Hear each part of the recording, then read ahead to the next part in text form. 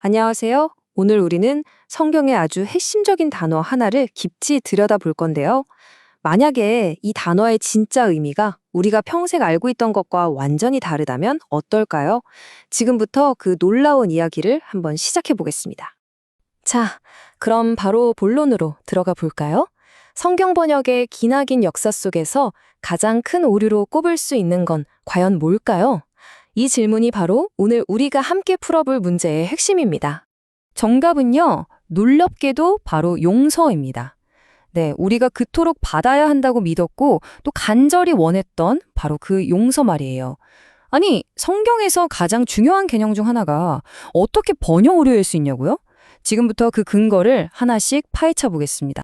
이 용서의 진짜 의미를 알려면 먼저 죄라는 개념부터 다시 봐야 합니다. 성경 원어가 말하는 죄는 과연 우리가 생각하는 그게 맞을까요? 성경의 세계관을 이해하려면 이 구도를 먼저 알아야 해요. 진리와 비진리, 빛과 어둠, 생명과 사망, 이렇게 딱 나뉘죠. 죄라는 개념도 바로 이 거대한 대립구도 안에서 봐야 그 진짜 의미가 보이기 시작합니다. 자, 여기가 정말 흥미로운 지점입니다. 우리가 죄라고 번역하는 헬라어 단어가 하마르티아인데 원래 뜻이 뭐냐면 관역을 빗나갔다 하는 거예요. 어떤 도덕적인 잘못이라기보다는요. 그럼 그 관역이 뭘까요? 바로 진리이신 하나님이죠. 그러니까 죄라는 건 진리를 알지 못하는 상태, 일종의 무지 상태를 가리키는 겁니다. 그렇다면 관역을 빗나간 이 상태, 이 무지에서 벗어날 해결책은 뭘까요?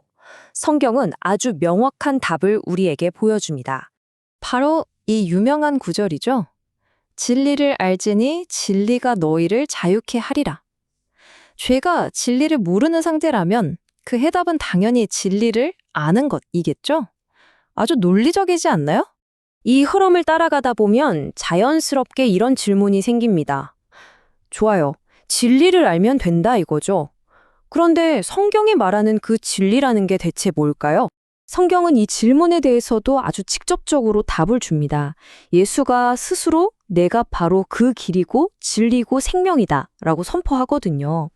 그러니까 진리는 어떤 추상적인 개념이나 교리가 아니라 예수라는 인격 그 자체라는 거죠. 좋습니다. 이제 본격적으로 오늘 분석의 핵심으로 들어가 보죠. 왜 용서가 아니라 해방이 더 정확한 번역인지 원어를 통해서 그 증거를 한번 찾아보겠습니다.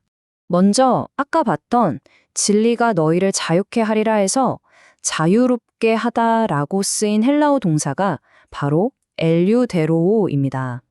이 단어의 뜻은 아주 명확해요. 어떤 속박으로부터 완전히 해방시키다, 자유를 주다, 이런 뜻입니다. 그렇다면 우리가 지금까지 죄를 용서하다 라고 번역해서 사용해온 그 단어들의 원어는 과연 어떤 의미를 가지고 있을까요?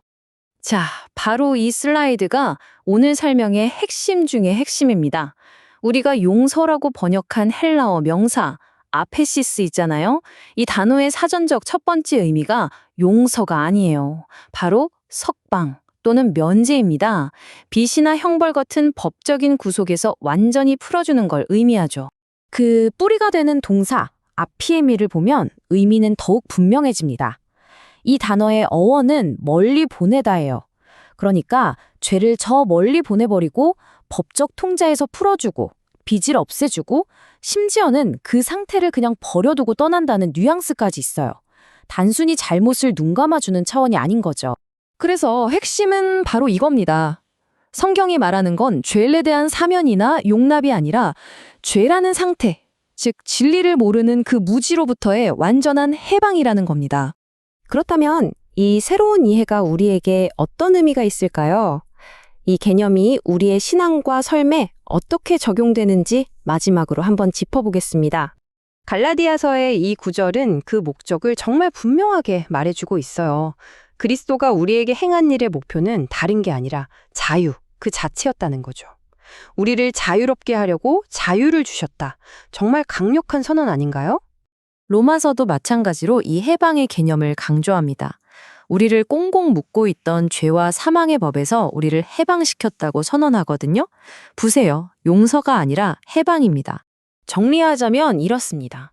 진리를 알므로써 우리가 얻는 자유는 그냥 죄책감을 좀 덜어주는 그런 수준이 아니에요. 그건 죄라는 무지에서, 사망의 법에서, 율법의 굴레에서, 그리고 썩어 없어질 모든 것의 종노릇에서 우리를 완전히 포괄적으로 해방시키는 그런 자유인 거죠. 오늘 우리가 살펴본 이 모든 이야기는 결국 이 마지막 질문으로 돌아옵니다. 이 신학적인 논의를 넘어서서 여러분의 삶은 지금 어떻습니까? 여전히 죄책감 속에서 용서만을 구하고 계신가요? 아니면 진리 안에서 이미 주어진 그 완전한 해방과 자유를 마음껏 누리고 계신가요? 이제 여러분이 답할 차례입니다.